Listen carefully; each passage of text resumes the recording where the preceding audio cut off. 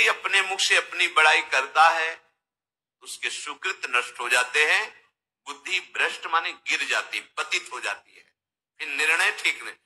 अगर हमारा सारथी, हमारा ड्राइवर मूड हो तो कहीं भी हमको गिरा देगा, तो वो बुद्धि भ्रष्ट मतलब गिर जाती है, निर्णय करने लायक नहीं रहती। अपनी प्रशंसा अपने मुख से करना। दूसरा, लोलुपता, ये वृत्ति नहीं होनी चाहिए। धर्म से चलेंगे, धर्म के द्वारा जो हमें प्राप्त होगा उसी से हम अपना भरण पोषण करेंगे। आपके बच्चे स्वस्थ होंगे, बुद्धिमान होंगे, परिवार में बहुत सुख और शांति होगी, भले दीपक की तरह जलो, बहुत काल तक रहेगी। लक्ष्मी जी भी आपके घर में बहुत काल, हम ये नहीं कहते कि बहुत नहीं, जितनी है बहुत सुख शांति से चलोगे। अगर लोलुपता करोगे, हिंसा, छल कपट, व्यभिचार, चोरी, ऐसे धन आ जाए, वो आएगा, लेकिन वो हाइलोजन की तरह आएगा, एकदम प्रकाश और फ्यूज, बिल्कुल अंधकार करके जाएगा। देख लेना, तुम्हारे जो सुख के हेतु हैं, तुम्हारा शरीर, तुम्हारे बच्चे, तुम्हारी पत्नी, तुम्हारा परिवार, उसको देख के तुम रात दिन जलोगे बिना आग के। ऐसे उनके आचरण होंगे, ऐसे उनके अंग होंगे, ऐसे उनके दिमाग होंगे, ऐसा उनका व्यवहार होगा। ये लोलुपता अगर उपासक में या किसी में है तो उसको नष्ट कर देती है। सावधान। तीसरा, यदि आपका अपमान होता है तो आपको उसे सहन करना होगा, उससे आपके पाप नष्ट हो जाएंगे। जो तनिक सा भी अपमान होने पर बहुत क्रोध करके दूसरे का अपकार करने लगता है, ये आपका पतन करा देगा, ये आपको फंसा देगा, हृदय जलेगा, अर्थव्यवस्था नष्ट होगी, पूरा परिवार दुखी होगा। जरा सा अपमान की संभावना में आप किसी से भी भिड़ गए, किसी से भी, वो ये प्रवृत्ति आपका पतन कर देगी। उपासक में तो अपमान सहना अमृत है, नीचापमानम शुद्धा, पर व्यवहार में भी ज्यादा उत्तेजित मत होइएगा। ये तो कुछ मिनट की बात है, अगर आपने उसे मारा पीटा, रिपोर्ट हुई कानून की, वो फंसते चले जाओगे, अर्थ जाएगा, समय जाएगा, चिंतन जाएगा, बहुत तरह से हानि हो जाएगी। अगर आप सह गए तो आपका सहना उसके लिए आग बन जाएगा। उमा क्षमा सापा होते भारी, तुम्हें दंड देने की जरूरत नहीं, उसका एक कर्म ही उसे दंड दे देगा। आप शांत हो जाइए, आप सत्संगी हैं, आप शांत रहिए। चौथा, निरंतर क्रोध और उसका चिंतन। बैठे बैठे बस द्वेषियों का चिंतन ही हो रहा है, अंदर क्रोध का चिंतन और द्वेषियों का चिंतन ही हो रहा है। द्वेष भरी बातें, द्वेष भरे क्रियाएं, उन्हीं का चिंतन करके चलते रहना क्रोध से। उपासक को तो क्रोध करना ही नहीं चाहिए, बहुत शांत।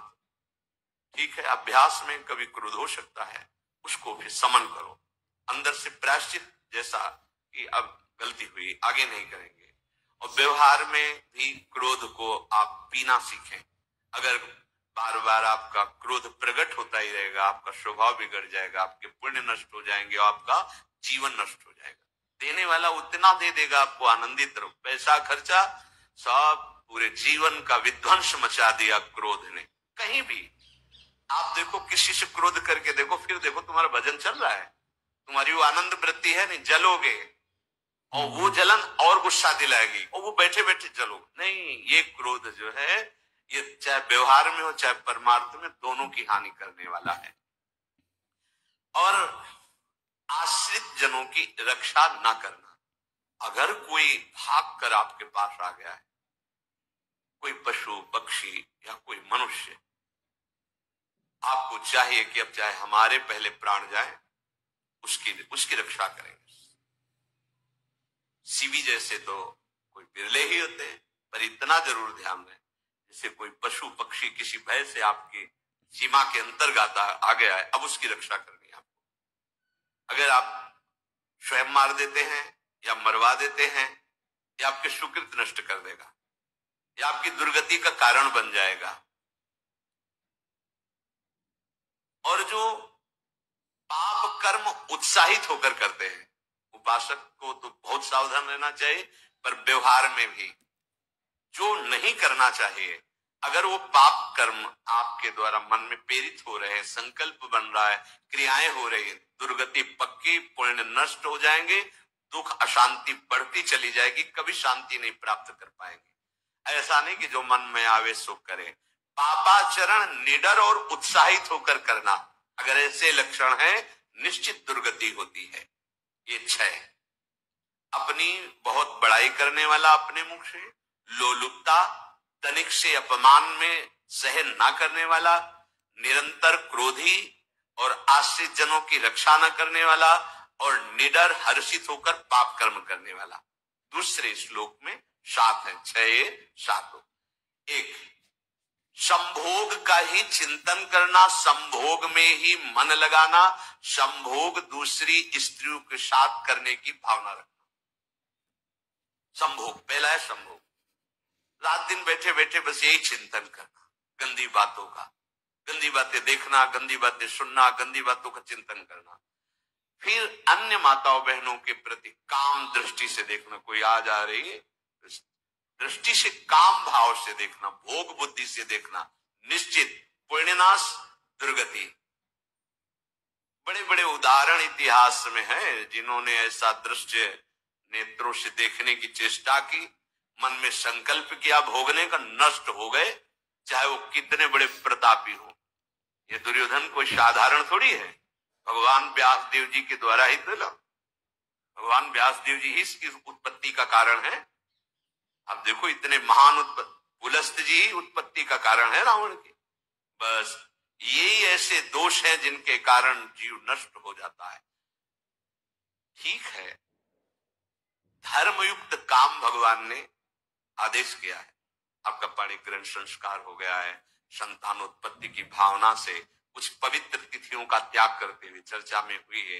एक नियम है, एक आदेश है शास्त्र का, आप बहुत काम प्रवृत्ति वाले हैं तो प्रत्येक मास में जब माताएं बहनें पवित्र हो जाती मासिक धर्म से, तो जिनका पाणिग्रहण आपने किया, जो पत्नी स्वरूप है, वो ठीक है। वहां भी बार बार के लिए व्यभिचार प्रवृत्ति के लिए शास्त्र आदेश नहीं करता, संयम पूर्वक, और उसका चिंतन नहीं करना। पाणिग्रहण संस्कार है, घर में विराजमान है, एक संयम एक नियम के अनुसार उसका चिंतन तो फिर भ्रष्ट कर देगा। चिंतन प्रभु का करना है, चिंतन प्रभु की सेवा जो आपके कर्तव्य, इसके चिंतन से बचो। घातक है, बहुत बड़ा जहर है, अगर विषय चिंतन होने लगा तो मरोगे, जिंदा जलोगे, दुर्गति भी होगी। ये अंदर की जो आग है ना, कामाग्नि, ये इतनी बढ़ती चली जाएगी, तुम्हारे होश खराब हो जाएंगे कि मुझे क्या करना चाहिए क्या नहीं करना चाहिए। कुआ मदांधो मदनातुरोमा, अंधा हो जाएगा, नहीं दिखाई देगा अनुजा तनुजा क्या है कौन है, कुछ नहीं, भ्रष्ट बुद्धि। संभोग का चिंतन नहीं, धर्मयुक्त काम आदेश है शास्त्र में। यदि आप प्रवृत्ति मार्ग में हैं तो अपनी पत्नी को जो पाणिग्रहण स्वीकार किया है, वहां भी पवित्र तिथियों का त्याग करते हुए, एकादशी है, रामनवमी है, नव दुर्गा है, जन्माष्टमी है, राधाष्टमी, जो पवित्र तिथियों का त्याग करते हुए और ऐसे जो मर्यादाएं हैं उसके अनुसार, और कहीं पराई स्त्री के साथ संभोग के बाद निश्चित दुर्गति पक्की है। ऐसे ही माताओं के लिए है, स्त्री शरीर के लिए है। यदि वो ऐसी गलत चेष्टा तो पतिवंचक परपति रति करई, रौ नरक कल्प सत परई। ये भोग चिंतन से बचने की चेष्टा कीजिए तो क्रिया से अपने आप बच जाएंगे। क्रिया के पहले चिंतन होता है, चिंतन से ही क्रिया का आवेश आता है। चिंतन संभालिए, इसी से भगवत प्राप्ति होती है, चिंतन से, और इसी से दुर्गति भी होती है।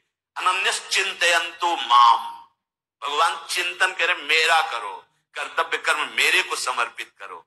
अब जब चिंतन संभोग का होगा तो बुद्धि भ्रष्ट हो जाएगी। ये जो राक्षसी प्रवृत्तियां सुनने को मिलती ना कि ऐसा हुआ, वो देखा सुना और चिंतन किए, और इतनी राक्षसी वृत्ति आ गई कि बस अब उनमें और राक्षसों में कोई अंतर नहीं रह गया। दूसरा, विषमता रखने वाला, सबके साथ बर्ताव ऐसा कि मैं बहुत श्रेष्ठ हूं और दूसरे सब नहीं, ऐसा व्यवहार। सब भगवत स्वरूप है, समान व्यवहार। जैसे आपके भोजन है, जो आप पा रहे हो वही सबको दीजिए। बैठने की व्यवस्था, उठने की व्यवस्था, क्रम बाई क्रम, पर उसको भी नीच भाव से मत देखिए। उस कोटि का उसको प्यार दीजिए, दुलार दीजिए, सम्मान दीजिए। इतनी विषमता ना फैलाते रहे अपने जीवन में कि आप सबके निंदा के पात्र बन जाए।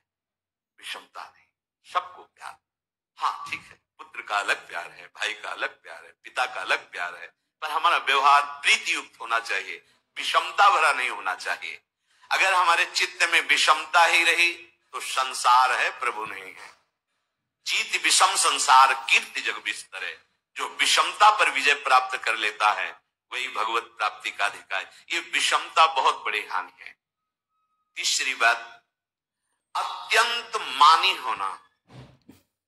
जहां आपके प्राण कमजोर होंगे, पुण्य नष्ट होगा, आयुश्री सब नष्ट होना है, ऐसे आचरण करवाएगा गुरुजनों के साथ, महापुरुषों के साथ।